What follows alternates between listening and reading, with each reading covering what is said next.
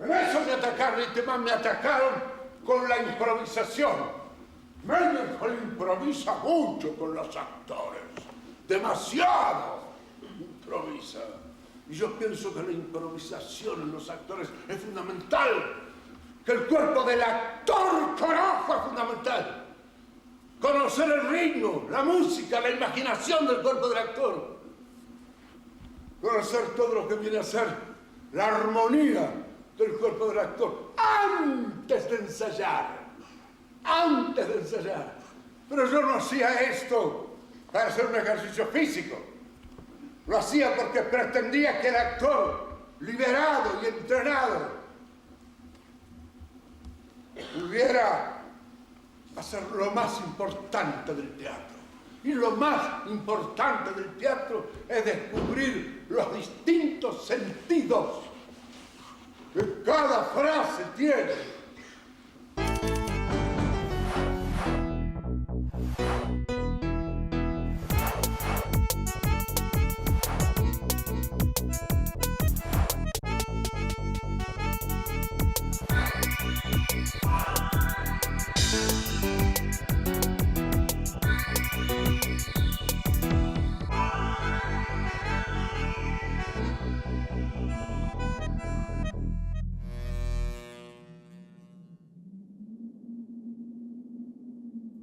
Eduardo Tato Pavlovsky nació en Buenos Aires el 10 de diciembre de 1933.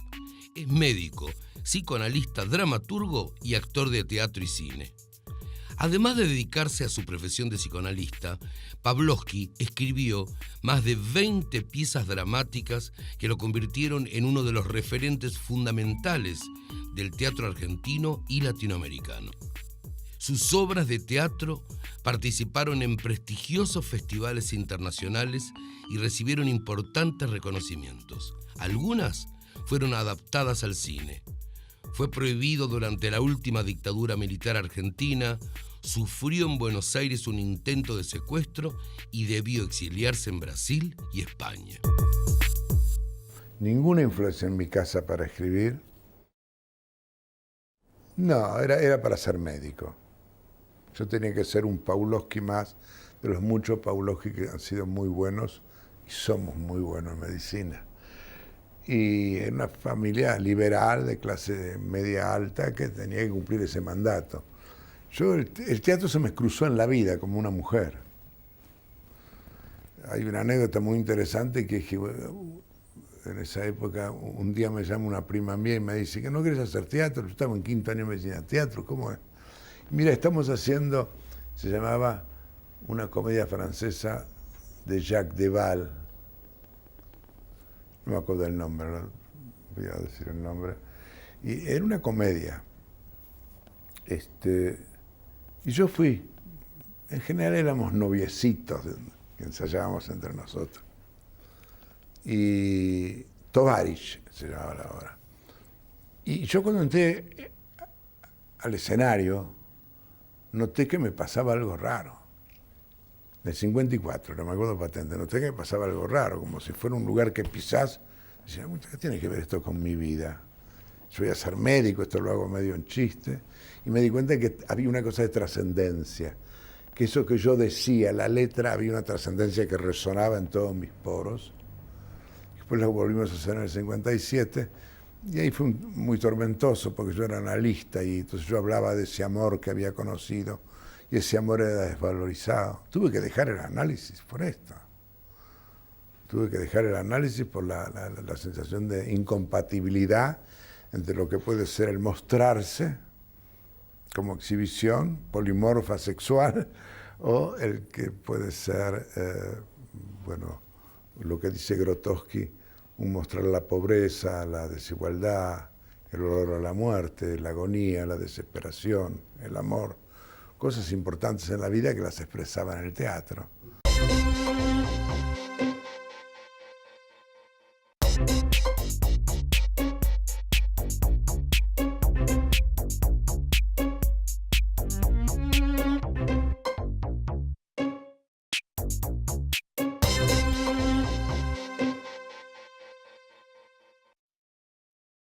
¿Cómo nace el escribir?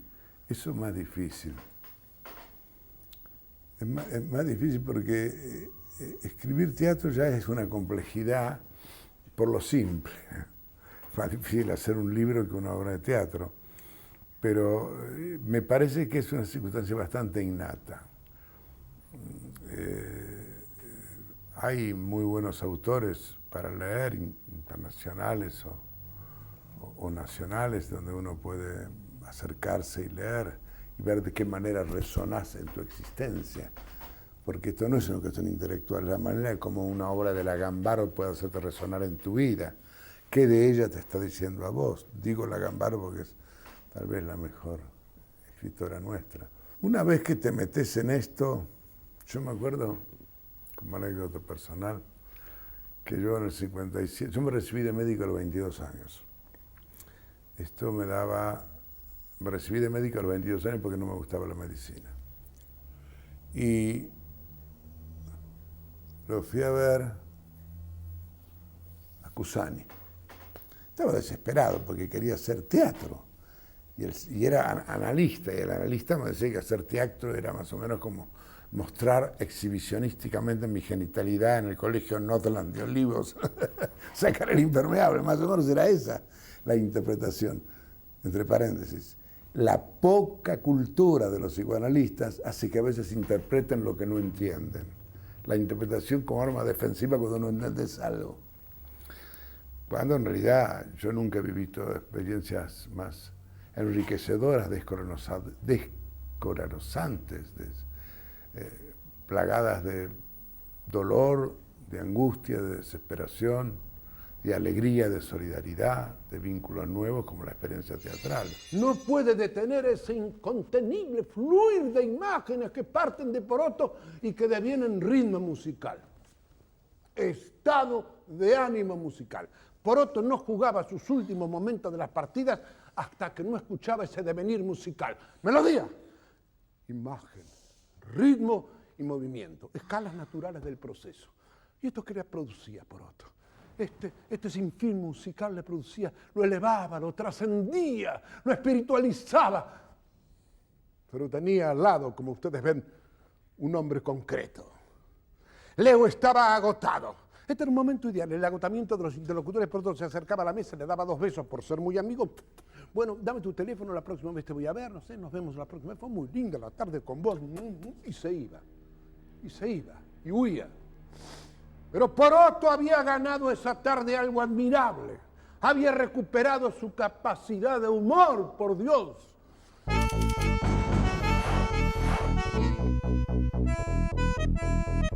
Entonces yo pienso que el teatro no tiene fin, pero por una razón muy sencilla. Porque si yo voy a un grupo de gente y coloco una silla y digo un texto y lo hago bien, no necesito nada. Necesito hacerlo bien, necesito la silla y tal vez una luz que me ilumine, ni música. Es decir, el teatro es muy primitivo, es el cuerpo del actor. El cuerpo del actor en movimiento, desplegando emociones a través de un texto literario. Y eso, por más que le pongas técnica, eso es irreemplazable, Y creo que eso es lo que yo siento cuando hago teatro. ¿Qué otra cosa harían con esta obra? Pienso, ¿no? El cuerpo del actor.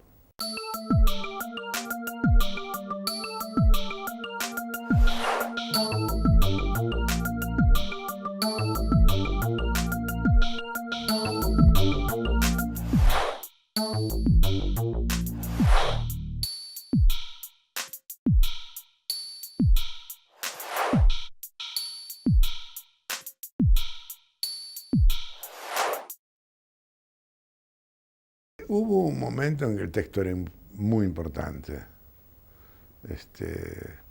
Después hubo un periodo que yo recuerdo tal vez desde el 75, 80 en adelante, donde uno no iba a ver los textos, sino iba a ver a Cantor, o iba a ver a Bob Wilson, o iba a ver a Foreman en Estados Unidos, ir a ver a Peter Brook.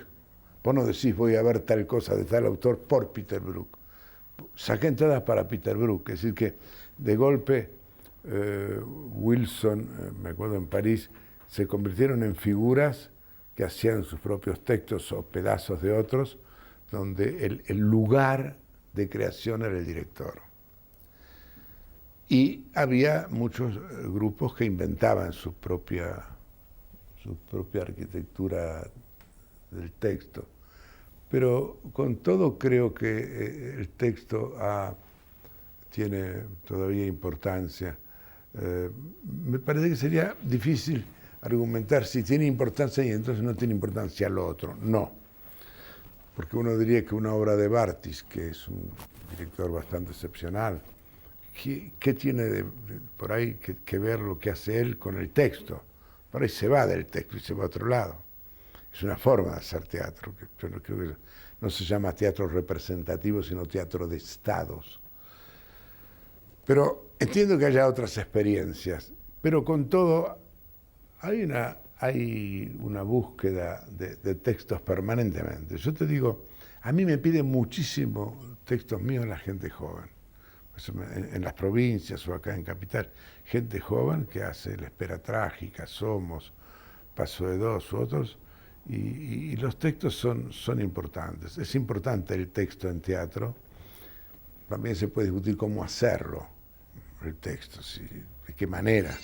Bien quisiera yo explicar los hechos, las circunstancias desencadenantes, explicar las causas. Decir, este acto lo puedo explicar de este modo. Solo puedo decir que soy absolutamente responsable de todo. De absolutamente nada me arrepiento, porque mis actos son lo único donde puedo encontrar algún sentido, alguna línea a seguir. Soy responsable de cada una de mis intensidades. Eso es cierto, absolutamente cierto. Esa es mi única certeza.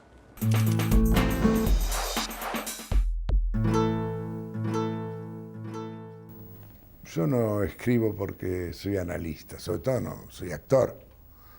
Pero yo creo que es al revés.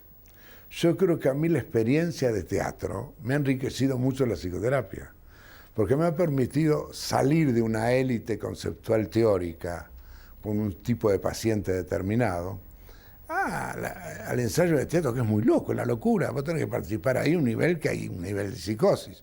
Tenés pánico, miedo, transferencia sobre el director, miedo a olvidarte la letra, miedo al estreno, envidia, rivalidad. Es como una experiencia grupal increíble que me han servido para la psicoterapia, mucho. Yo escribí el primer libro de psicoterapia de grupo de niños y adolescentes en castellano por el teatro.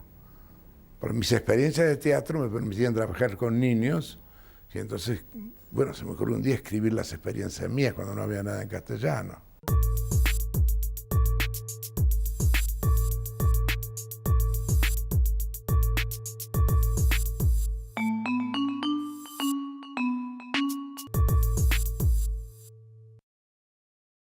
Yo diría que yo tuve una primera influencia que tiene que ver con el teatro de vanguardia europeo. Si nombramos 1950, Beckett, Ionesco, Adamov, Pinter un poco después, muy europeo. Esa es la influencia que llegó a mí. Eso hace que mi primer teatro sea conceptualizado por Dubati, que es el que me estudia acá, ¿no? Teatro de vanguardia como el primer teatro donde donde estaban las ansiedades, de las angustias de la posguerra del hombre, que es Beckett un poco, ¿no? El epicentro. Después, naturalmente, viviendo en un continente como el nuestro, pasando los años, me fueron atravesando cosas. Difícil que un tipo joven no lo atravesara la Revolución Cubana.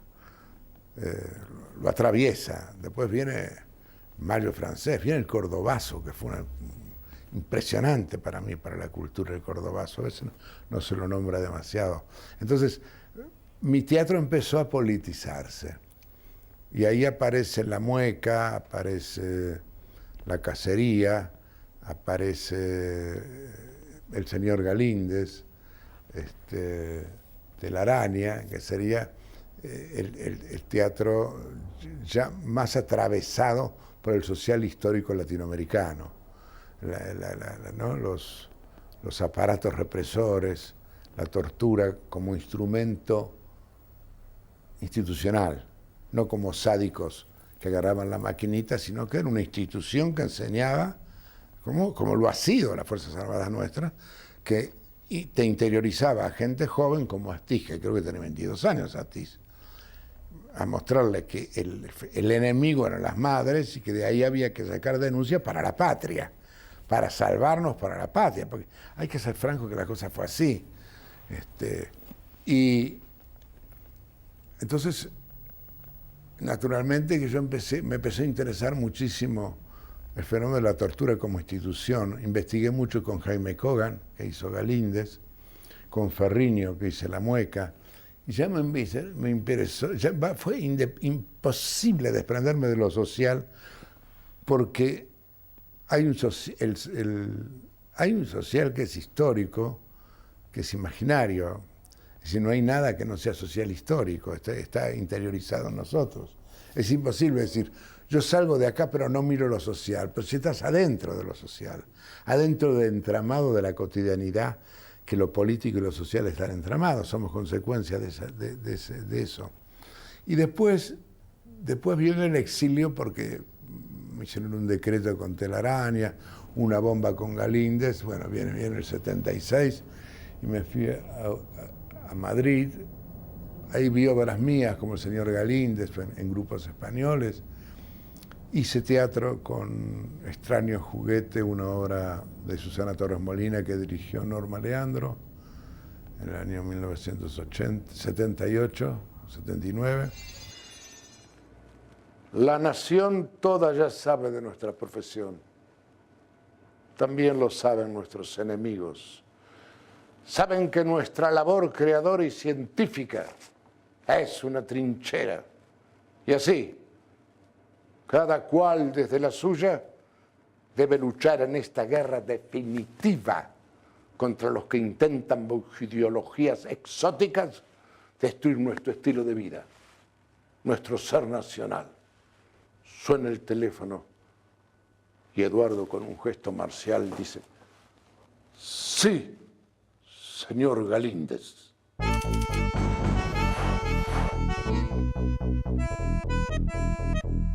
Cuando Luis Potestá, que fue la primera obra que trató el rapto de niños, que era un médico que después hizo en cine, que era de las fuerzas, los operativos de seguridad, y que tenía una mujer estéril, que en un operativo matan a la pareja y de repente se oye un grito de bebé, y entonces el jefe, que era Machín, me acuerdo del actor Machín, me llama y me dice, doctor, esto es para usted. ¿Quién más que usted y su mujer van a poder querer al niño este? Y era una chica, que fue muy difícil filmar porque la chica era real. Estaba en la bañadera y era real, y yo tenía que agarrarla, y la chica lloraba, era muy fuerte hacerlo. Y bueno, pero en la obra lo que yo trataba de ver es que para este hombre, para la mentalidad de este hombre, el rapto no era un crimen. Era al revés, era salvar a los padres del infierno rojo. A los padres, de los padres.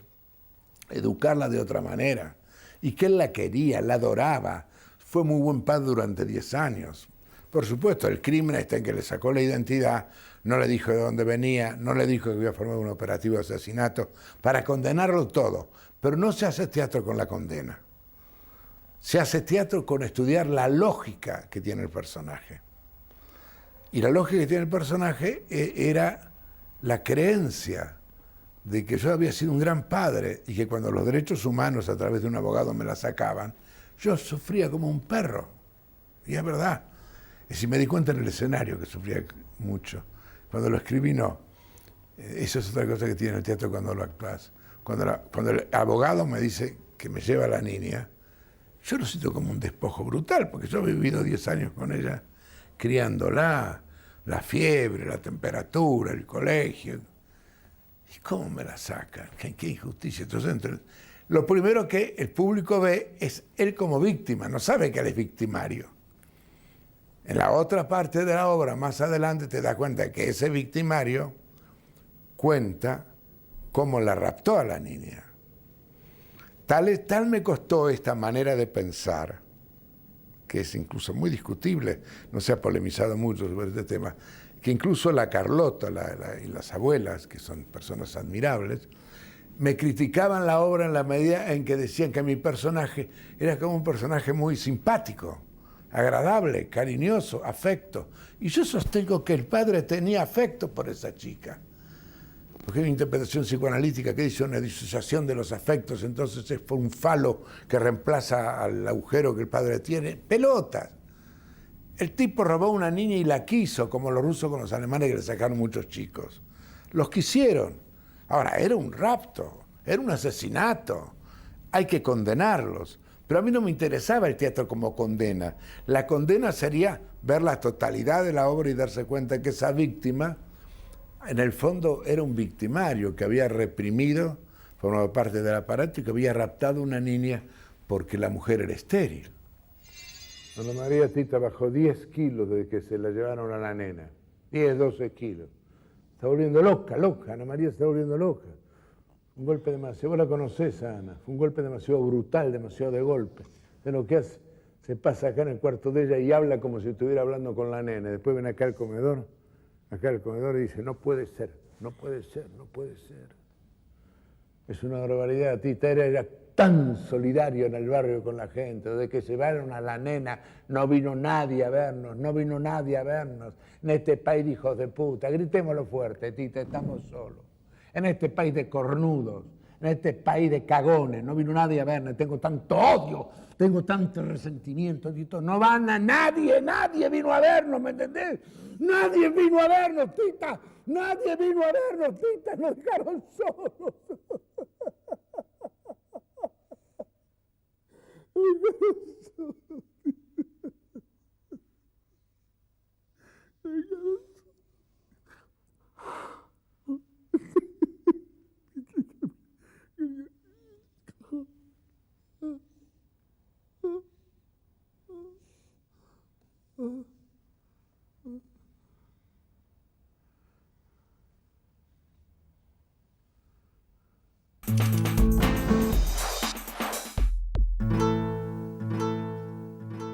Después viene otra serie de obras ya más confusas en cuanto a la identidad, pero que tienen que ver con un tema, que tienen que ver con el tema de la resistencia, cuya obra mía del epicentro de la resistencia sería Globos Rojos, que es el tipo que tiene una carpa ahí, en la provincia de Buenos Aires, y que él quiere hacer teatro con su manera de pensar, y no a nadie, pero él quería seguir haciendo teatro porque es una manera de resistir. Y preguntaba, ¿cuántos vinieron? 12. No, pero vendidas, decía él. 8. Vamos todavía. Que tenía a Pepe Arias ahí en el fondo de la vidriera, que sería el teatro de la resistencia. El teatro como resistencia, que fue el fenómeno de teatro abierto en la realidad. Porque Teatro Abierto fue un gran movimiento teatral que fue creado por Cosa y por Dragón fundamentalmente, donde los escenógrafos y que no eran obras políticas, era una manifestación teatral que se asumía como política por el momento histórico. No todos los momentos, eso va para los mensajes, no era un mensaje político. La reunión de diseñadores, de artistas, de actores, de autores de teatro, para hacer una manifestación que se convirtió en popular, se convirtió en un acto político. ¿Y cuándo es un acto político? Cuando te ponen una bomba el otro día. Duró un día. Porque le pusieron una bomba al Picadero que nunca más existió. Por supuesto que después el teatro continúa en otros teatros, porque otros teatros permitieron la entrada de las obras. Pero es muy interesante porque no había obras políticas ahí. Lo que era político era que se hacía en contra de la represión de los autores argentinos.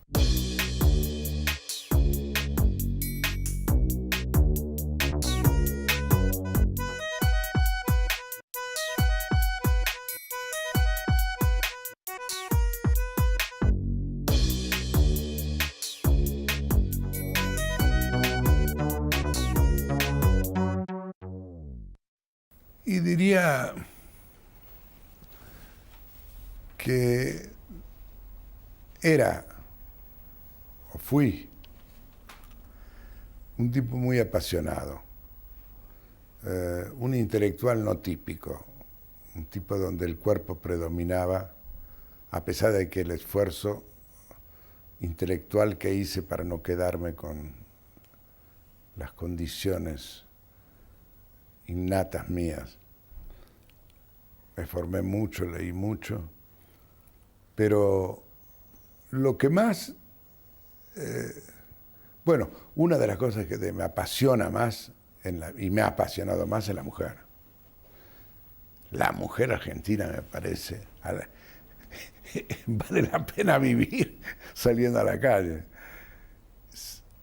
Gran fanático de Independiente y socialista por naturaleza. Siempre fui socialista y he tenido, creo que lo que más me gusta de este hombre que fui yo fue la coherencia ideológica. Fue haber sido coherente en lo que he pensado, he dicho, es lo que más me gusta. Lo que menos me gusta es que nunca he superado el horror a la muerte.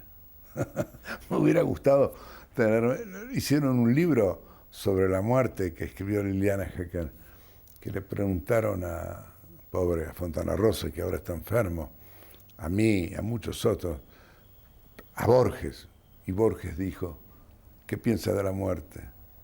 Y él dijo, César, qué maravilla. César, mira qué verbo. Mira, y yo tengo miedo a la muerte. No es un problema que me dicen, pero ¿cómo? Vos sos analista, deberías superar. No, no lo supero. Ni lo quiero superar. Está allí. Todos los días le hablo.